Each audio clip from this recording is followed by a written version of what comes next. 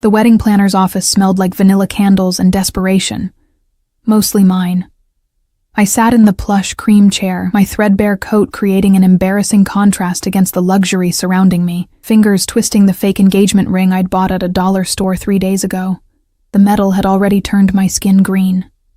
"Miss Carter, I need to be clear," the wedding planner said, her manicured nails tapping against her leather portfolio. "A wedding of this caliber, on such short notice, will cost approximately—" "Money isn't an issue," I lied, my voice steadier than my hands.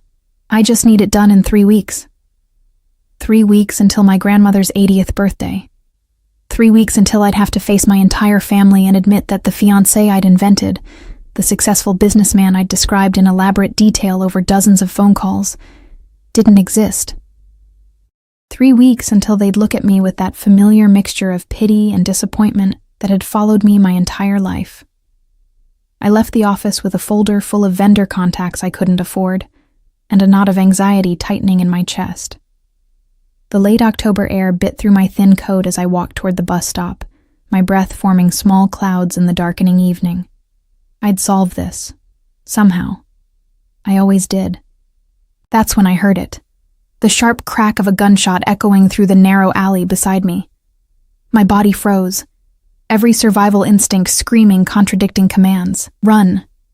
Hide. Don't move. The sound of scuffling followed, then a heavy thud. Before my rational mind could stop me, I was moving toward the sound, my phone already in my hand, fingers hovering over 911. I peered around the corner of the alley, and my breath caught.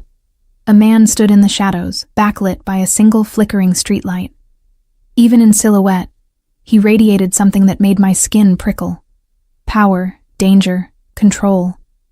He wore a black suit that probably cost more than my entire year's rent, the fabric catching the dim light as he moved. 3 other men flanked him, all dressed similarly, all watching as a 4th man lay crumpled on the ground, clutching his leg and whimpering. "I hate repeating myself, Marco," the man in the center said, his voice smooth, almost gentle. That gentleness made it more terrifying. "Where's the money?" I should have left, should have turned around and pretended I'd seen nothing. But my stupid, clumsy body betrayed me. My foot caught on an overturned crate, sending it scraping across the concrete with a sound that seemed to echo like thunder. Every head turned toward me. The man in the center stepped forward, and the streetlight finally caught his face. Strong jaw, dark eyes that seemed to absorb all light rather than reflect it.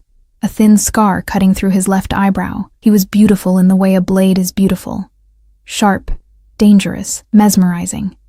"Well," he said, and I could hear the smile in his voice, even though his expression remained neutral. "What do we have here?" I'm sorry," I stammered, taking a step back. "I didn't see anything. I was just walking through an alley in this neighborhood at night." He moved closer, and I caught the scent of expensive cologne mixed with something darker. Gunpowder, maybe, or smoke. "Alone?" One of his men moved to intercept me, but the man in the center raised a hand, stopping him with just that small gesture. The immediate obedience sent a chill down my spine. "I'm just passing through," I said, hating how my voice shook. "I won't say anything to anyone, I promise." He studied me for a long moment, those dark eyes cataloging every detail, my cheap coat, my worn shoes, the folder clutched against my chest like a shield. Then his gaze dropped to my hand, to the fake ring that caught the streetlight, and probably looked even more pathetic in this moment. "You're engaged," he observed. "Yes," I said too quickly. "Very engaged. He's waiting for me, actually. Right now. Very close by." "Is he?" Something flickered across his face, amusement maybe. "And yet you're walking alone through one of the most dangerous neighborhoods in the city." I took a wrong turn, clearly. He moved closer still, and I could see now that his suit was perfectly tailored. Not a thread out of place despite whatever had just happened in this alley. "You saw something tonight. That makes you a liability." My heart hammered against my ribs. "I didn't see anything. I don't even know who you are." "No?" He tilted his head slightly. "You don't recognize me?" I shook my head, genuinely confused. For the first time, he smiled. It didn't reach his eyes. "Good. Let's keep it that way." He turned to one of his men. Dante. Escort Miss... What's your name? Elena, I whispered, then immediately regretted giving it. Elena, he repeated, as if testing how it sounded. Escort Miss Carter home. Make sure she arrives safely. That's not necessary, I protested.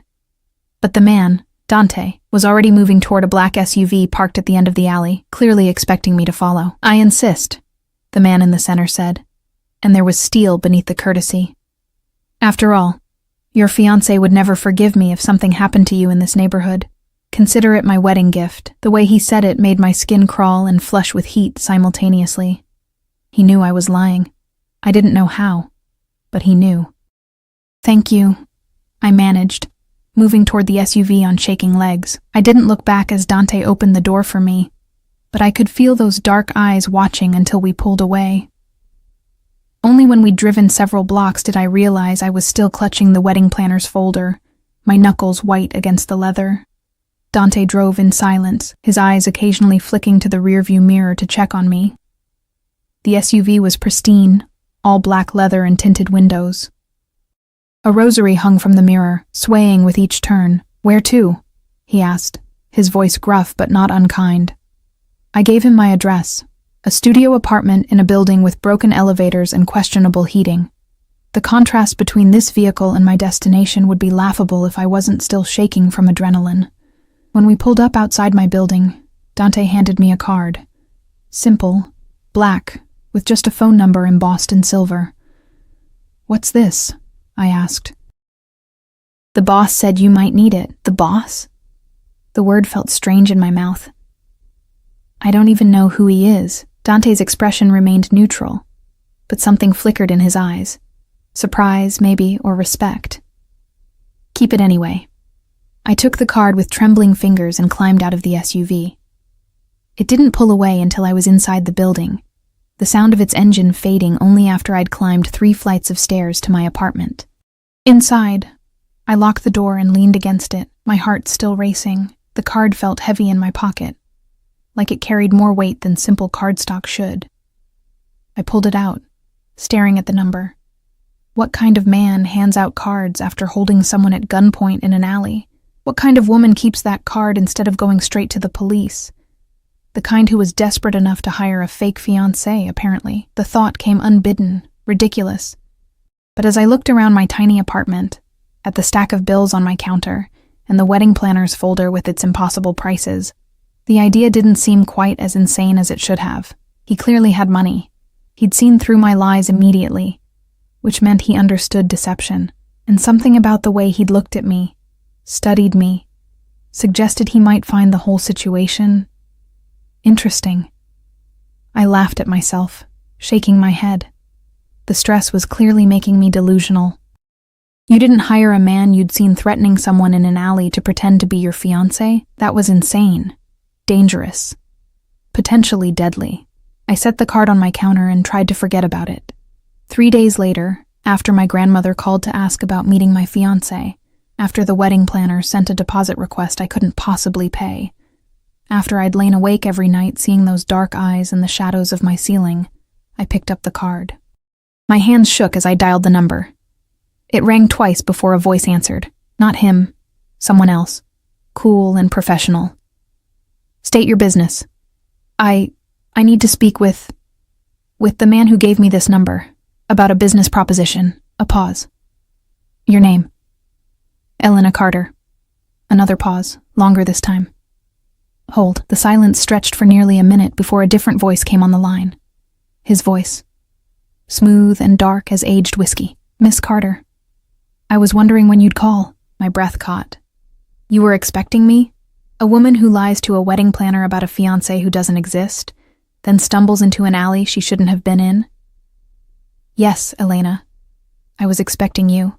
He said my name like he'd been practicing it, like he enjoyed the taste of it on his tongue. Now, what can I do for you? I closed my eyes, taking a breath that felt like jumping off a cliff. I need a husband. Temporarily. For 3 weeks. And I'm willing to pay whatever you ask.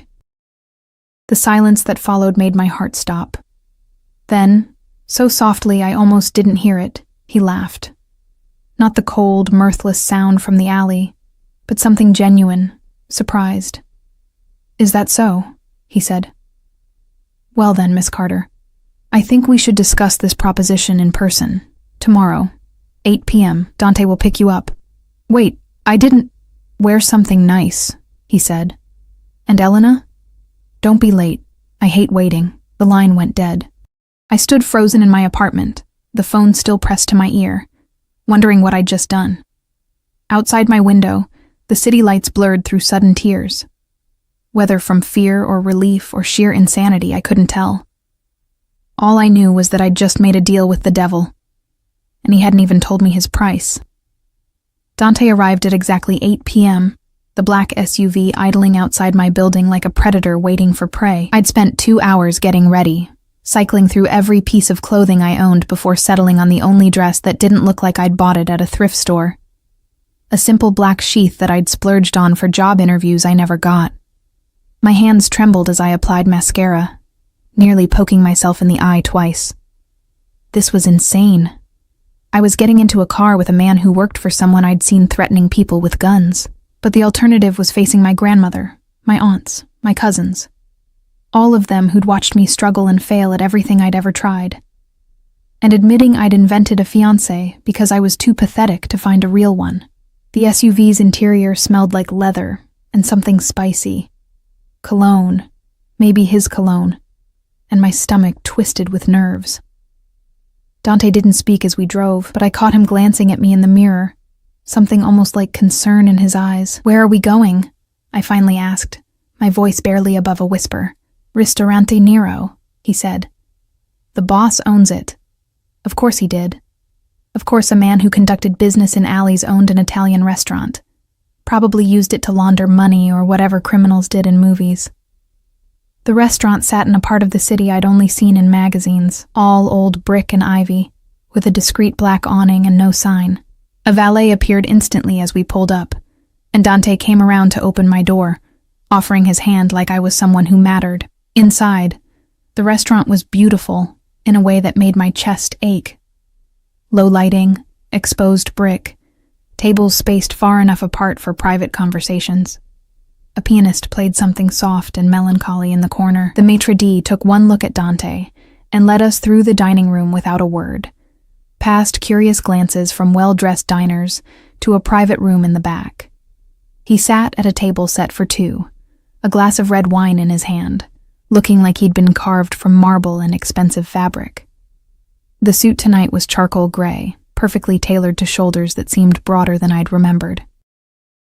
His dark hair was pushed back from his face, and in the warm light, I could see the scar through his eyebrow more clearly, a thin white line that somehow made him more beautiful rather than less.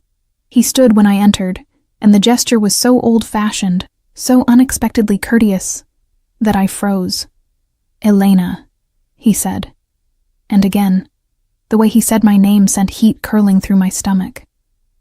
"You look lovely." "Thank you," I managed, letting Dante pull out my chair. The man, I still didn't know his name, dismissed Dante with a small nod, and suddenly we were alone, the door closing with a soft click that sounded terribly final. "Wine?" he asked, already pouring before I could answer. "It's a Barolo, 2015, one of my favorites." I took the glass with shaking hands, the wine probably costing more than my monthly grocery budget. He watched me over the rim of his own glass, those dark eyes missing nothing, not my cheap dress, not my nervousness, not the way my fingers twisted in my lap. "You said you needed a husband," he said, cutting straight to the point. "Temporarily. For 3 weeks. I'm curious about the specifics of this arrangement." I took a sip of wine for courage. It tasted like velvet and cherries, and things I couldn't afford. My grandmother is turning 80. There's a big party, family flying in from everywhere, and I told them I was engaged. To someone successful, someone who loved me, because I was tired of being the family disappointment. And this fiancé doesn't exist. No. The admission felt like swallowing glass. "So you need someone to play the part. Convince your family. Then disappear after the party." He leaned back in his chair, studying me. "What made you think of me?" "You have money. I said bluntly. You understand deception, and you didn't seem particularly shocked when you figured out I was lying about being engaged. I thought maybe this would be interesting to you, like a game. Something flickered across his face. Surprise, maybe, or approval. Interesting. Most people who see what you saw in that alley either go to the police or try to forget it happened. You called and offered me money. I'm desperate, I said simply. And I got the impression that going to the police about you would be unwise. He smiled then, a real smile that crinkled the corners of his eyes and made my heart stutter. You're smarter than you look, Elena Carter. Is that a compliment? It's an observation. He set down his wine glass, and I noticed his hands. Strong, scarred knuckles, but elegant fingers. Hands that could threaten or caress with equal skill. Tell me about your family. What would I need to know to play this part convincingly? Hope flickered in my chest. Does that mean you'll do it? I haven't decided yet, but I'm intrigued. He gestured for me to continue. Talk. So I did. I told him about my grandmother, about how she'd raised me after my parents died when I was 10, about my cousins who were all doctors and lawyers and engineers, while I could barely hold down a job as a waitress, about how I'd invented this fiancé, James, I'd called him, a businessman who traveled frequently, during a phone call when my grandmother had sounded so worried about me being alone. And the lie grew, he said, understanding immediately. Every phone call, I'd add more details. His favorite food, how we met, what he'd said to me, until he felt more real than anything else in my life. I laughed bitterly. Pathetic, right? Lonely, he corrected, and the gentleness in his voice made my throat tight. There's a difference. A waiter appeared with plates of food I hadn't ordered. Fresh pasta with truffle oil, perfectly cooked seafood, vegetables that looked like art. The man waved the waiter away and pushed one plate toward me. Eat, he commanded softly. You're too thin. When was the last time you had a real meal? The question was too intimate, too knowing. I eat fine. You're lying again. He picked up his fork. I can always tell when you're lying, Elena. Your left eye twitches, just slightly. I touched my eye self-consciously, and he smiled. We ate in silence for a few minutes, and despite everything, the danger, the strangeness, the absolute insanity of this situation, the food was incredible. I couldn't remember the last time I'd tasted something so good. You still haven't told me your name, I said finally. He paused, his fork halfway to his mouth, then set it down carefully. No, I haven't. Why not? Because names have power, Elena. Once you know mine, truly know it, there's no going back from this. You become part of my world, whether you want to be or not. A chill ran down my spine. I just need you to pretend for 3 weeks. That's all. Then we go our separate ways. Is that what you think will happen? He leaned forward, and suddenly the space between us felt charged. Electric. You think you can walk into my world, use me for your purposes, and then walk away unscathed?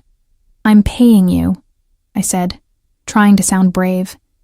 This is a business transaction. And what are you offering to pay me with, Elena? His voice dropped lower, more intimate. You can barely afford rent. The wedding planner's deposit alone would bankrupt you. So what currency are you offering? My cheeks flamed. I'll find the money. I'll work extra shifts. I don't want your money. He said it so simply, so finally, that I froze. Then what do you want? He was quiet for a long moment, studying me with an intensity that made me feel naked despite being fully clothed. 3 weeks, you said, as your husband. Fake husband. He picked up his wine again, swirling it thoughtfully. Here's my counteroffer. I'll play your devoted fiancé. I'll convince your family that I'm madly in love with you. I'll give you the wedding of your grandmother's dreams. And in return, you'll give me the same 3 weeks. I don't understand. You'll live as my wife, in my home, under my protection. You'll attend events with me, meet my associates. You'll play the part as convincingly as I'll play mine. Why? The word came out as a whisper. Why would you want that? His expression shifted, something dark and complicated passing behind his eyes. Let's just say I have my own reasons for needing a wife, temporarily. And you, Elena Carter, with your terrible lies and desperate eyes, walked into my life at precisely the right moment. That doesn't answer my question? No, he agreed.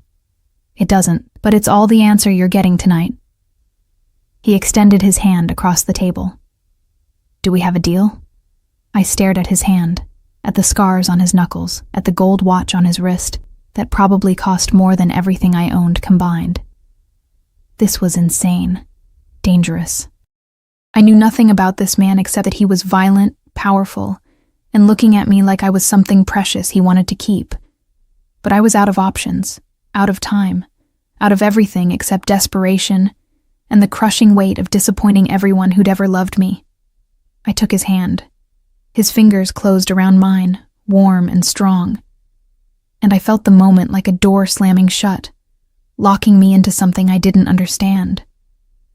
3 weeks, I said. Then I'm free.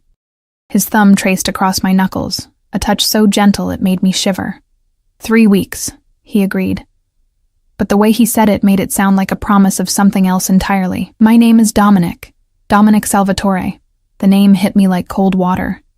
Even I, with my carefully maintained ignorance of the city's underworld, had heard of the Salvatores, the family that controlled half the city's ports, that had politicians in their pockets, that made people disappear without a trace. I'd just agreed to marry the most dangerous man in the city. Don't look so terrified, Dominic said, his voice almost amused. I won't hurt you, Elena. You're under my protection now. That means something. What does it mean? It means, he said, standing and offering me his hand again, that anyone who even thinks about harming you will answer to me. It means you'll want for nothing. It means for the next 3 weeks you're mine to protect, to provide for, to... He paused, something heated flashing in his eyes. To cherish, as a husband should. The way he said, cherish, made my mouth go dry. Come, he said, still holding out his hand. Dante will take you home. Tomorrow, pack your things, everything you want to keep. I'll send people to collect you at noon. Tomorrow? But I thought... The 3 weeks start now, Elena. Why waste time? His smile was dangerous, beautiful. Besides, you need to get used to living as Mrs. Salvatore. It takes practice to lie convincingly. Mrs. Salvatore. The words made my head spin. I let him lead me out of the restaurant, his hand warm against the small of my back, a touch that was simultaneously possessive and protective. Dante was already waiting with the SUV, but before I could get in, Dominic caught my wrist, pulling me back. One more thing, he said, his voice low enough that only I could hear. While you're under my roof, you follow my rules. You don't leave without security. You don't talk to strangers about our arrangement. And you don't lie to me again, about anything. Understood? The command in his voice should have made me angry. Instead, it sent heat pooling low in my stomach. Understood. Good girl. He released me, and I climbed into the SUV on shaking legs. As Dante pulled away, I looked back through the tinted window. Dominic stood in front of his restaurant, hands in his pockets, watching me leave with an expression I couldn't read. The streetlight cast shadows across his face, making him look like something from a dream, or a nightmare. What had I just agreed to? 3 weeks as the wife of a Mafia boss. 3 weeks of lies built on lies. 3 weeks of being close to a man who made my pulse race with fear and something else I didn't want to name. I touched my wrist where he'd grabbed me, feeling the ghost of his fingers like a brand. Tomorrow, my life would change. Tomorrow, I'd step into Dominic Salvatore's world, and somehow, I knew that 3 weeks wouldn't be enough time to escape it. The penthouse was obscene in its luxury. Floor-to-ceiling windows overlooked the city like Dominic owned every building, every street, every soul below. Marble floors caught the afternoon light, throwing prisms across furniture that belonged in museums. The living room alone was larger than my entire apartment building. I stood in the entryway with my 2 pathetic suitcases, feeling like a smudge on a pristine canvas. Your room is this way, Dominic said, his hand again at the small of my back, guiding me down a hallway lined with abstract art that probably cost millions. He'd been waiting when his men arrived to collect me, dressed more casually today in dark slacks and a white shirt with the sleeves rolled up, revealing forearms corded with muscle and scattered with more scars. My room? I echoed. We're not sharing a bed? He glanced at me, amusement dancing in those dark eyes. Not unless you ask very nicely, Elena. Heat flooded my cheeks. I didn't mean... Relax, He pushed open a door, revealing a bedroom that took my breath away. A massive bed with silk sheets, another wall of windows, a bathroom visible through an open door that had a tub big enough to swim in. "You'll have your privacy. My room is at the other end of the hall." I stepped inside, my worn sneakers sinking into carpet so plush it felt like walking on clouds. "This is too much. You're my wife now. You'll get used to it." He set my suitcases on the bed, and they looked even more pathetic against the expensive linens. "Tonight, we have dinner with some of my associates. Consider it your first test." My stomach dropped. "Tonight? But I just got here. I need time to what? Prepare?" He moved closer, and I could smell his cologne again, that dark, spicy scent that made my head spin. "This is the preparation, Elena. You wanted me to play your devoted fiancée. Well, I need you to play my devoted bride. Starting now." "I don't know how to act around people like you," I admitted, hating how small my voice sounded. "People like me." He repeated the word slowly, something dangerous flickering across his face. "You mean criminals? Murderers? Monsters?" "I didn't say that." "You didn't have to." He reached out, tucking a strand of hair behind my ear with surprising gentleness. "But here's what you need to understand, Elena. In my world, perception is everything. If they sense weakness, they'll exploit it. If they think you're afraid of me, they'll wonder why. And if they wonder why, they'll start asking questions we don't want answered. So what do? You trust me." His fingers trailed down my jaw, tilting my face up to meet his gaze. "You look at me like I'm the only man in the room. You let me touch you, guide you, protect you. You play the part of a woman who's so in love with her husband that nothing else matters." The way he said it, the intensity in his eyes, made my breath catch. "And what will you do?" "I'll make sure everyone believes it." His thumb brushed across my lower lip, and I shivered. "I'm very good at making people believe things, Elena." A knock on the door broke the moment. Dante entered, his expression carefully neutral. "Boss, the shipment from—" He stopped, glancing at me. "It's fine," Dominic said, not looking away from me. "She's family now. She hears everything." Family. The word sent a strange thrill through me.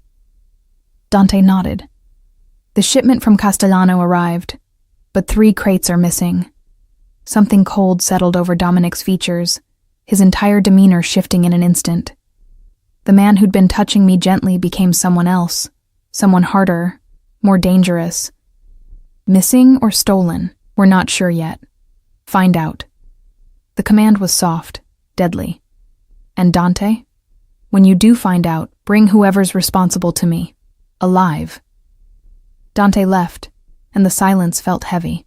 I watched Dominic, seeing the monster beneath the gentleman, and wondered which version was real. Maybe they both were. Maybe that was what made him so dangerous.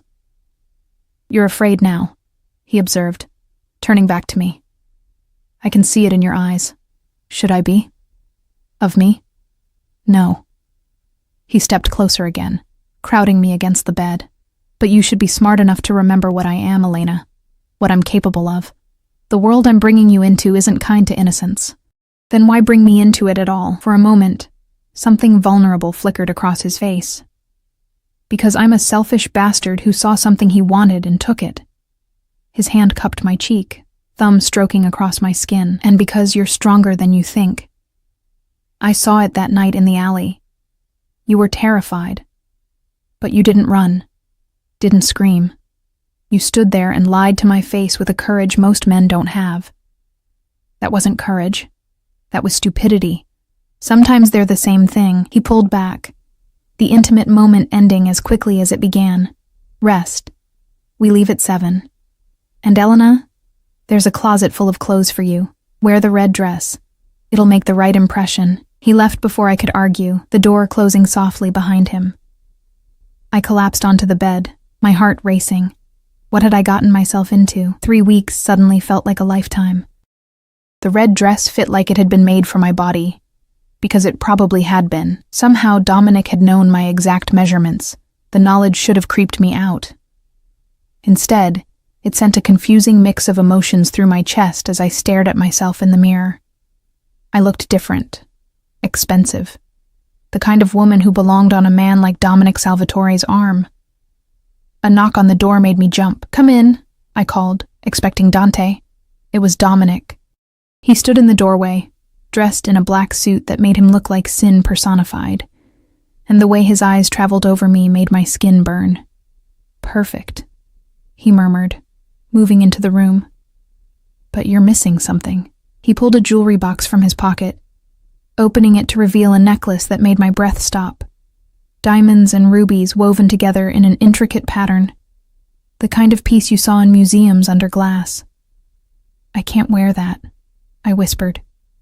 "It's too much." "You're my wife. It's expected." He moved behind me, and I watched in the mirror as he fastened the necklace around my throat. His fingers brushed against my skin, and I shivered. "There. Now you look the part." The necklace sat heavy and cold against my collarbone, a beautiful chain. Looking at our reflection, him in his dark suit, me in red and diamonds, his hands on my shoulders, we looked like we belonged together. Like the lie was truth. "Who are these people we're meeting?" I asked, trying to focus on anything except how close he was standing. "Business associates. They've been asking questions about my personal life. Tonight, you're the answer to those questions." His eyes met mine in the mirror. "Some of them will try to intimidate you. Others will try to charm you. All of them will be watching for weakness. What if I mess up? You won't." His hands tightened on my shoulders. "Because I'll be right beside you, always. Just remember, you're mine. Act like it." The possessiveness in his voice should have bothered me. Instead, it sent heat pooling low in my belly. The restaurant was different from Ristorante Nero. Older, darker, the kind of place where deals were made and secrets were kept. Dominic kept his hand on my lower back as we entered, and I felt eyes turning toward us, assessing, calculating. A table of 5 men stood as we approached. All of them wore expensive suits. All of them had the same dangerous edge as Dominic, but none of them had his presence. He commanded the room without saying a word. "Gentlemen," Dominic said smoothly, "I'd like you to meet my wife, Elena." Wife, not fiancé. The change made my pulse quicken. Wife. One of the men, silver-haired with sharp eyes, smiled. "You move fast, Salvatore. We didn't even know you were engaged. When you know, you know." Dominic pulled out my chair, his hand lingering on my shoulder as I sat. "Elena's family is from the old country. We wanted to keep things traditional, private." The lie rolled off his tongue so smoothly I almost believed it myself. Dinner was a chess match played with words and wine.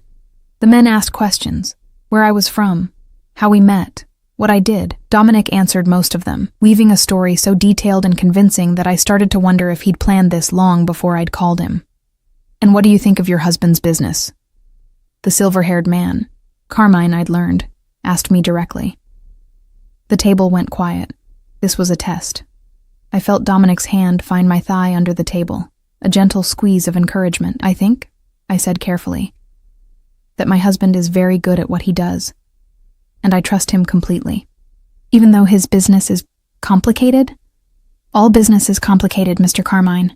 My husband's is just more honest about it." Silence. Then Carmine laughed, a genuine sound that broke the tension. "She's got fire, Salvatore. I like her." Under the table, Dominic's hand squeezed my thigh again, higher this time, almost intimate. Pride radiated from him. The rest of dinner passed more easily, but I remained hyper-aware of Dominic beside me, how he touched me constantly. Small gestures of possession that felt increasingly natural, a hand on my back, fingers brushing my arm, his thigh pressed against mine under the table. When dessert arrived, one of the younger men, Marco, barely older than me with cruel eyes, leaned forward. "So, Elena, what's it like being married to the most dangerous man in the city? Doesn't it keep you up at night?" The question was meant to unsettle me. I saw it in his smirk, in the way the others watched for my reaction.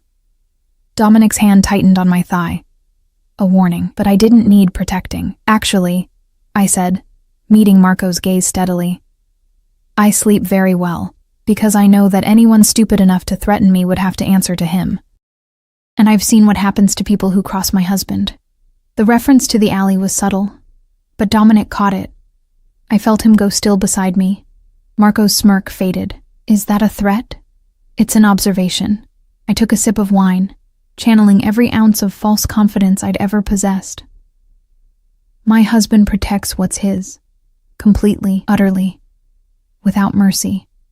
It's one of the things I love most about him. I turned to look at Dominic, and what I saw in his eyes made my breath catch. Heat. Pride. Something darker and more possessive that made my stomach flip. He leaned in, his lips brushing my ear as he whispered, "You're playing a dangerous game, Mrs. Salvatore." "I learned from the best," I whispered back. His hand slid higher on my thigh, and I bit back a gasp. The dinner ended soon after. As we left, Dominic's arm around my waist, Carmine pulled him aside. "She's good for you," I heard him say. "Real. Don't fuck it up."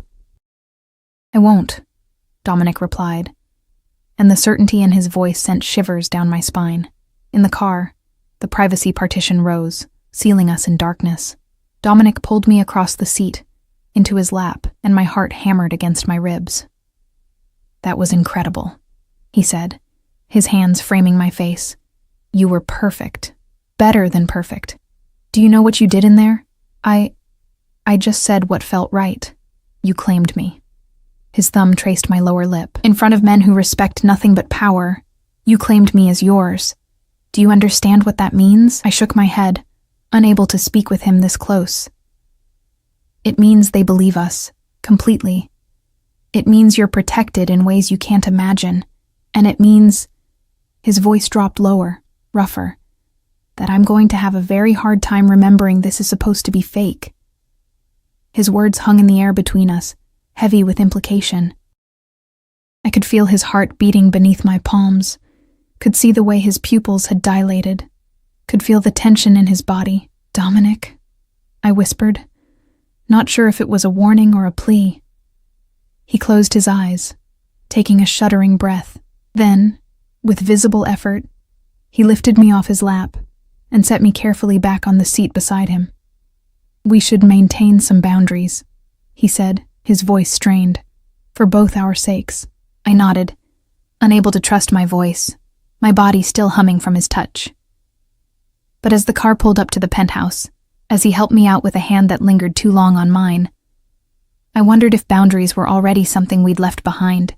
3 weeks suddenly felt both too long and not long enough. The next 2 weeks blurred together in a haze of expensive dinners, charity galas, and increasingly intimate touches that felt less like acting with each passing day. Dominic was everywhere, a constant presence that both thrilled and terrified me. He'd wake me with coffee made exactly how I liked it, though I'd never told him. He'd have lunch sent up while I worked on wedding plans with a coordinator who appeared at the penthouse with samples of flowers and cakes I couldn't pronounce. He'd come home late, smelling of smoke and danger, and find me curled up on the couch, always touching me.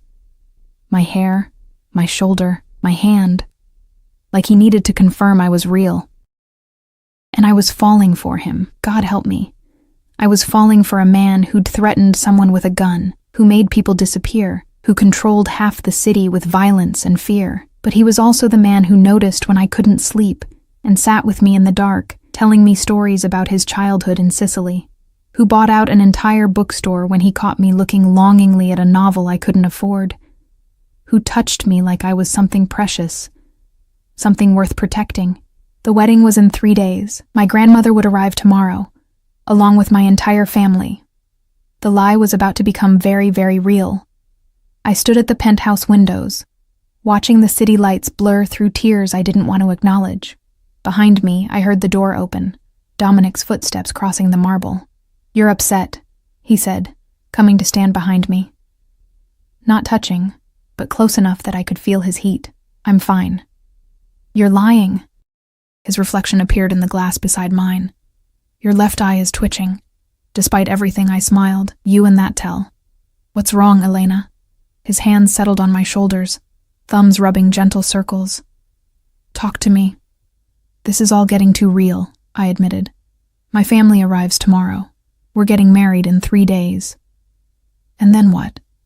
It ends? We just go back to pretending we never knew each other?" His hands stilled. "Is that what you want?" "I don't know what I want anymore," I turned to face him, and the vulnerability in his eyes nearly undid me. You're not what I expected, Dominic. You're supposed to be this monster, this dangerous criminal, but you're... What? His voice was rough. What am I, Elena?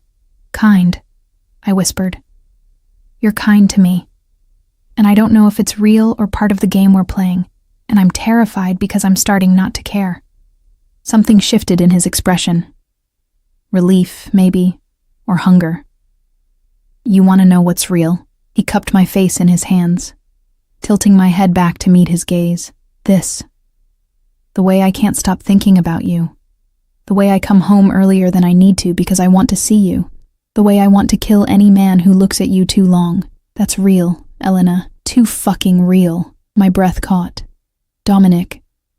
I wasn't supposed to care about you, he continued, his voice low and intense. You were supposed to be a means to an end. I needed a wife to convince some very dangerous people that I was settling down, becoming respectable. But then, you walked into that alley, scared and lying and so goddamn brave, and I couldn't stop myself. From what? From wanting you. His thumb traced my lower lip. From needing you. From planning ways to keep you here long after these 3 weeks are over. The confession hung between us, charged and dangerous. I should have been afraid. Should have pulled away. Instead, I found myself leaning closer. The wedding, I whispered.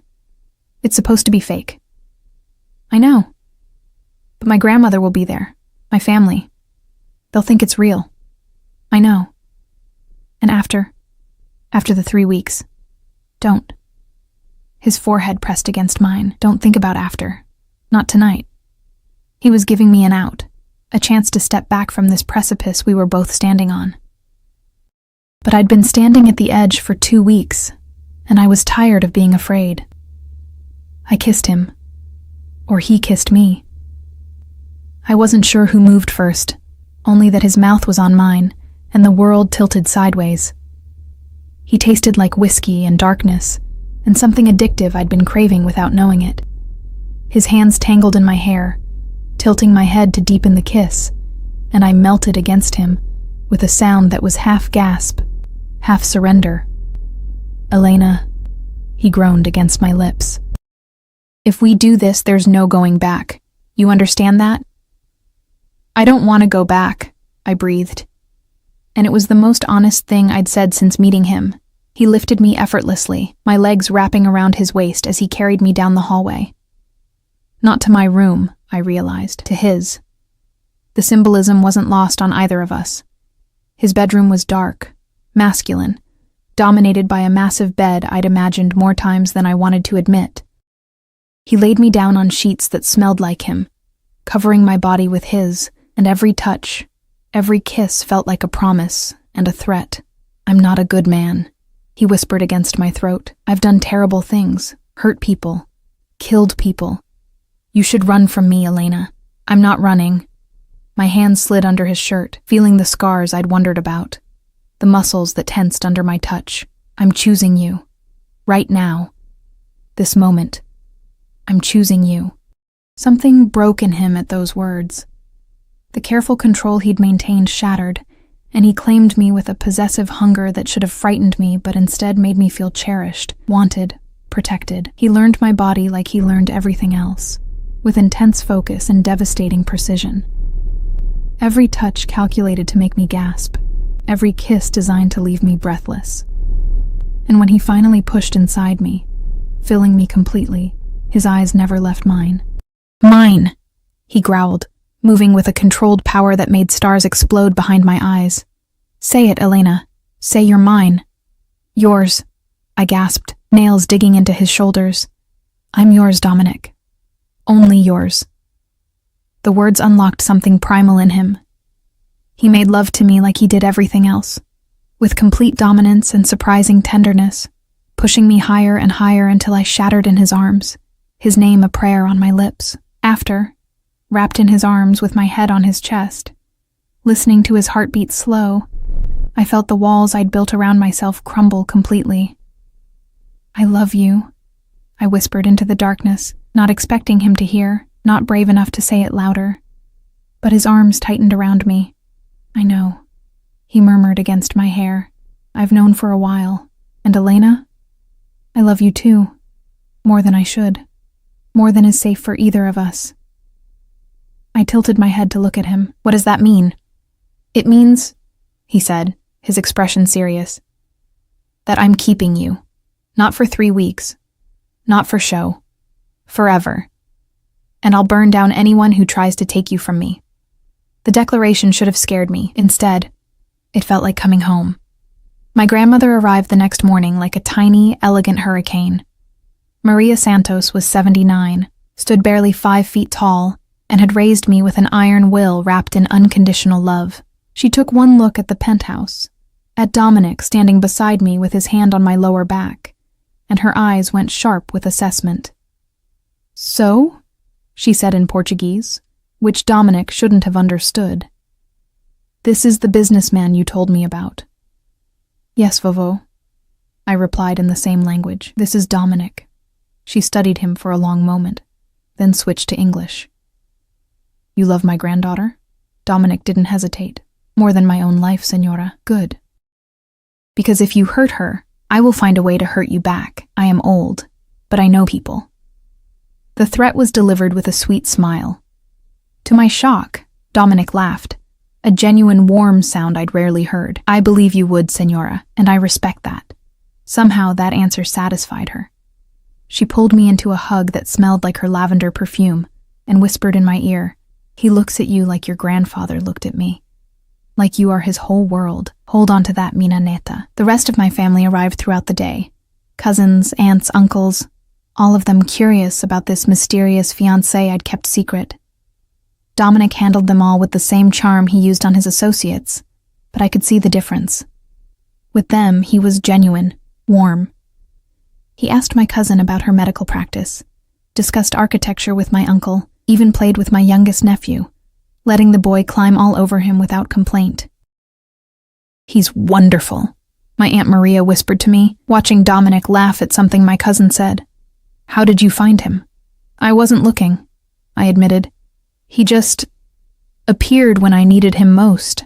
It was more true than she knew. That night, after everyone had left, Dominic found me on the balcony. The wedding was tomorrow. In less than 24 hours, I'd be walking down an aisle toward a man who'd entered my life as a lie and become my truth. "Nervous?" he asked, handing me a glass of wine. "Terrified," I admitted. "What if someone figures out how this started? What if they realize—" "Elena," he turned me to face him. "No one is going to realize anything except that I'm madly in love with my wife, because that's the truth. But the beginning doesn't matter." His hands framed my face. We chose each other. Maybe the circumstances were unusual, but the result is real. You're real. This is real. Everything else is just details. Details that involve you being a mafia boss. About that. He took a breath. After the wedding, I'm stepping back. Not leaving the family business entirely. That's not possible. But I'm delegating more, taking fewer risks, because you've made me want something I never thought I'd have. What's that? A future. His smile was soft, vulnerable. A life that doesn't end in violence. Maybe even...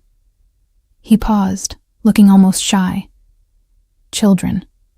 Someday. The image hit me hard, if you want that. Dominic with our child. The same tenderness I'd seen with my nephew, but magnified. "I want that," I whispered. "I want everything with you." He kissed me then, soft and sweet, a promise sealed with touch. But as I fell asleep in his arms that night, a part of me whispered that happiness this perfect couldn't last, that the danger Dominic lived with would eventually find us. I should have listened to that whisper. The morning of the wedding, I woke alone. A note on Dominic's pillow read, "Tradition says I shouldn't see you until the ceremony. But know that I'm counting every second until you're officially mine. D." I smiled, pressing the note to my chest, then started getting ready. My grandmother helped, her gentle hands fixing my veil, her eyes bright with tears. "You look just like your mother did on her wedding day," she whispered. "She would be so proud of you, Minanera." The wedding was small, just family and a few of Dominic's associates, held in a private garden he'd rented out. White flowers everywhere, string lights turning the evening into magic. As I walked down the aisle on my uncle's arm, I saw Dominic waiting at the altar. He wore a black tuxedo that made him look like sin and salvation combined, but it was his expression that stopped my heart. Awe, love, possession. Like I was the only thing in the world that mattered. When I reached him, he took my hand, and I felt it again. That sense of rightness, of coming home. The ceremony was traditional, beautiful. But as we exchanged vows, promises that had started as lies but had become truth somewhere along the way, I saw movement at the edge of my vision. A man I didn't recognize, watching from the shadows. He caught my eye and smiled, a cruel, cold smile that made my blood freeze. Then he was gone. Elena? Dominic's voice pulled me back. Are you all right? I looked at him, at the concern in his dark eyes, and decided not to ruin this moment. Probably nothing. Just paranoia. I'm perfect, I whispered. He kissed me then, sealing our vows, and the garden erupted in applause. As he pulled me close, his lips against my ear, he whispered, "Mine. Forever." "Forever," I agreed. But even as I smiled and celebrated, even as I danced with my new husband under the stars, I couldn't shake the memory of that stranger's Danger was smile. coming. I just didn't know it would arrive so soon. The threat came 3 days after the wedding. I was alone in the penthouse. Dominic had gone to a meeting he'd promised would be his last before stepping back, and Dante was stationed outside the door. My grandmother had flown home that morning, tearful and happy, convinced her granddaughter had found true love.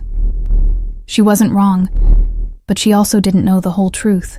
I was reviewing thank you notes when my phone buzzed with a message from an unknown number. "Beautiful wedding, Mrs. Salvatore. Shame it won't last." Attached was a photo, me in my wedding dress, Dominic's hand on my waist, but it was taken from an angle that suggested the photographer had been hidden in the garden, watching, waiting. My hands shook as I called Dominic. He answered on the first ring. "Elena? What's wrong?" I got a text. A threat, I think. "There's a photo from the wedding. Don't touch anything else. I'm coming home. Now." His voice had gone cold, deadly. "Dante is outside your door. Don't let anyone else in. No one. Understand, Dominic? You're scaring me." "Good. Fear keeps you careful." A pause, then softer. "I'll be there in 10 minutes. I love you." The line went dead. Those 10 minutes felt like hours. I paced the living room, jumping at every sound, my mind racing through possibilities. Who would threaten me? Why? What did they want? When Dominic finally burst through the door, he wasn't alone. Carmine and 2 other men I'd met at various dinners followed him in, all of them armed. The sight of guns in our home made this nightmare suddenly, terrifyingly real. Dominic pulled me into his arms, his hands running over me like he was checking for injuries. "You're okay. You're okay." It sounded like he was reassuring himself more than me. "I'm fine. It was just a text. Show me." I handed him my phone. His expression went murderous as he read the message, studied the photo. "Marco," he said quietly, the name a death sentence. "The guy from dinner?" I remembered those cruel eyes, the way he'd tried to intimidate me. He's been pushing boundaries for months, questioning my decisions, challenging my authority. Dominic's jaw clenched, and now he's threatening what's mine. Carmine stepped forward. "He knows the rules, Dominic. Families are off limits. This is a declaration of war, then we give him one." Dominic's voice was ice. "But first, Elena needs to be somewhere safe. I'm not leaving you," I said immediately. "Elena, no." I grabbed his arm, forcing him to look at me. "You said I was yours, that we were in this together. You don't get to shut me out now just because it's dangerous." Something flickered in his eyes, pride, maybe, mixed with fear. "You don't understand what this means. What I'll have to do." "Then explain it to me." He was quiet for a long moment, his thumb tracing circles on my wrist. Finally, he nodded. "Carmine, sweep the building. Make sure we're secure. Then find Marco. I want him brought to the warehouse, alive." The men left, and suddenly we were alone in the too quiet penthouse. "Talk to me," I said softly. What's really happening here? Dominic led me to the couch, pulling me down beside him. Marco's been trying to take over my territory for months. I thought I had it handled, that showing him I was settling down would make him back off. Instead, it gave him a target. His hands fisted. You. He's going after you to get to me. So what do we do? I end this, tonight, permanently. He looked at me, and I saw the monster he tried to hide, the killer, the crime lord, the man who ruled through fear. I need you to understand what that means, Elena. I'm going to hurt him, probably kill him. Can you live with that? Can you still love me knowing what I'm capable of? I thought about the man who'd threatened me, who'd watched my wedding from the shadows, who'd made Dominic look at me with such fear. Then I thought about the man who'd held me through nightmares, who'd charmed my grandmother, who'd promised me a future. Yes, I said simply, because you're protecting us, our future. That's what husbands do, right? His kiss was desperate, grateful, claiming. I don't deserve you. Too bad. You're stuck with me. I pulled back, holding his face in my hands. But promise me something. Promise me you'll come back to me. No matter what happens tonight, you'll come back. Always, he vowed. You're my home, Elena. I'll always come back to you. The next few hours were a blur of activity. More men arrived. Dominic's most trusted soldiers, all of them grim-faced and armed.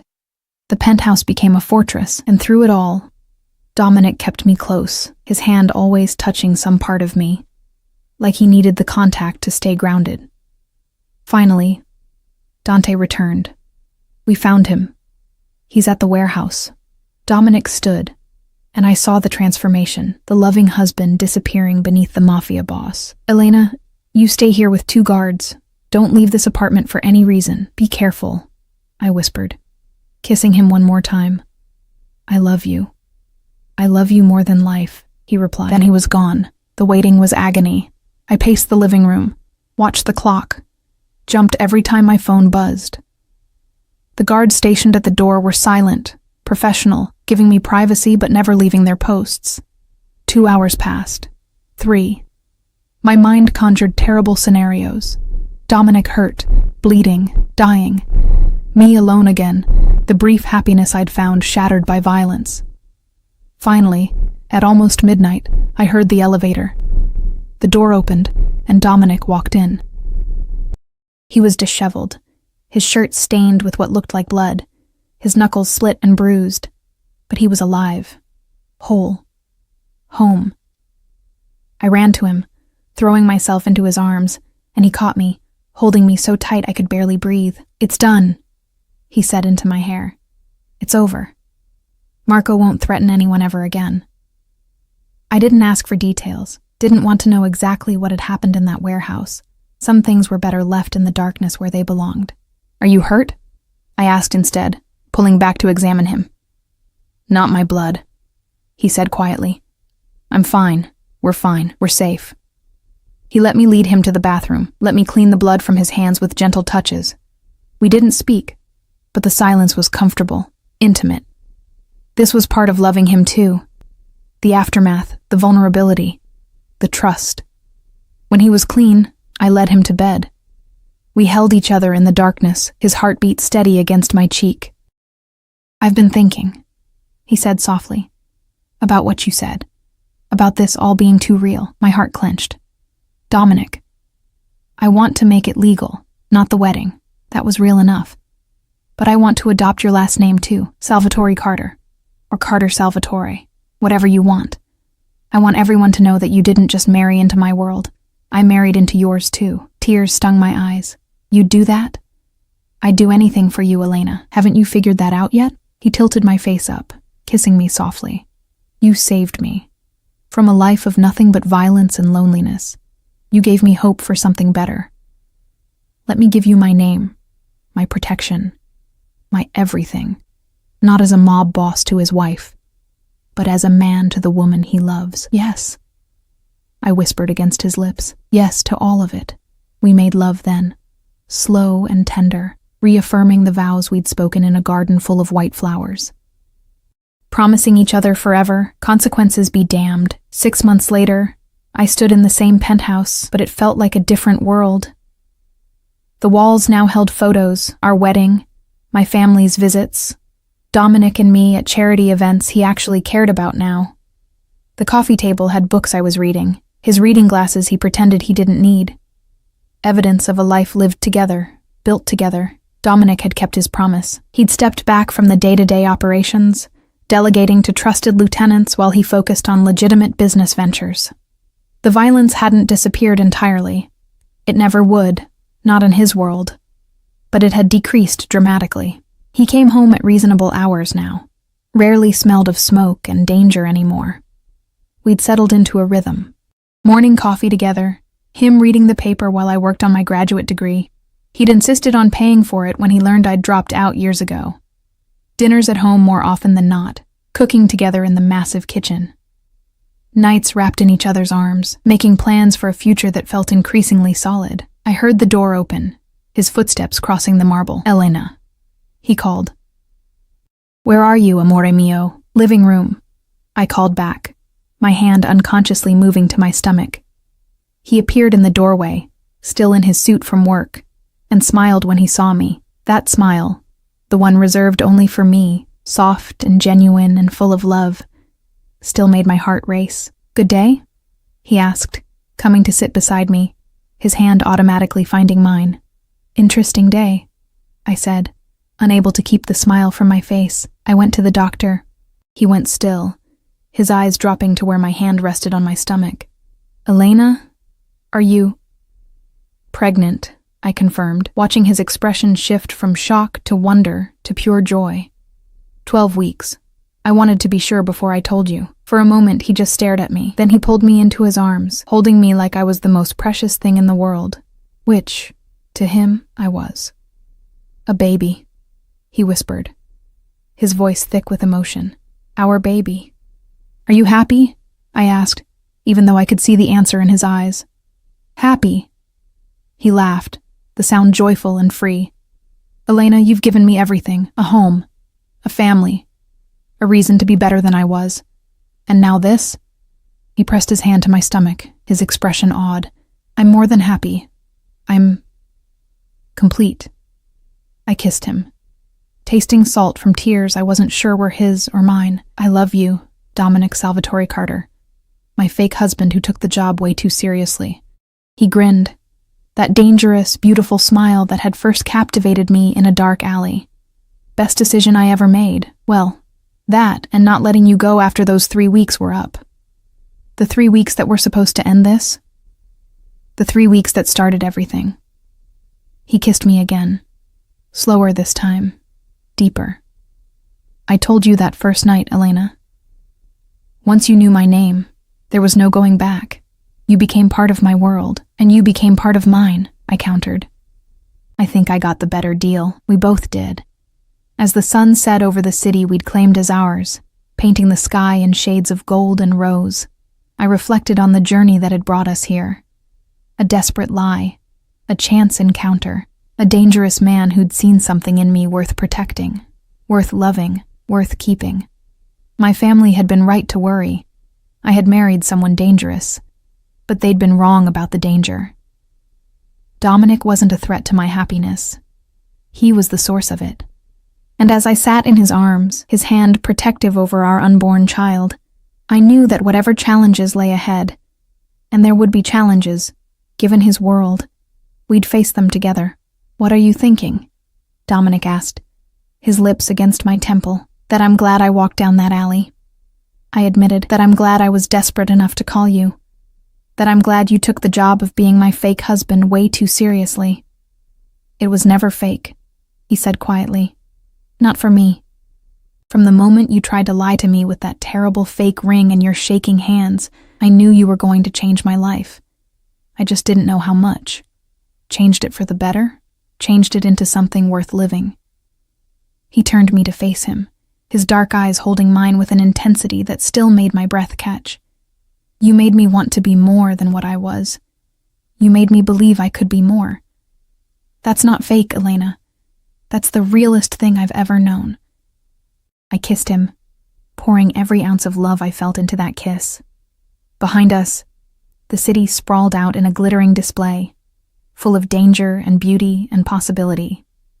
We'd started with a lie, but somewhere between a wedding that was supposed to be fake and vows that became real, between danger and protection, between fear and love, we'd built something true, something lasting, something ours. And as Dominic pulled me closer, whispering promises in Italian against my skin, talking about nurseries and baby names and a future filled with light instead of darkness, I knew that this life we'd built from desperation and lies, was the most honest thing either of us had ever done. I'd paid the Mafia boss to be my fake husband. He'd taken the job too seriously, and thank God he had. Because this, his arms around me, our child growing inside me, a future stretching before us full of possibility, this was everything I'd never dared to dream of. This was home. This was love. This was real.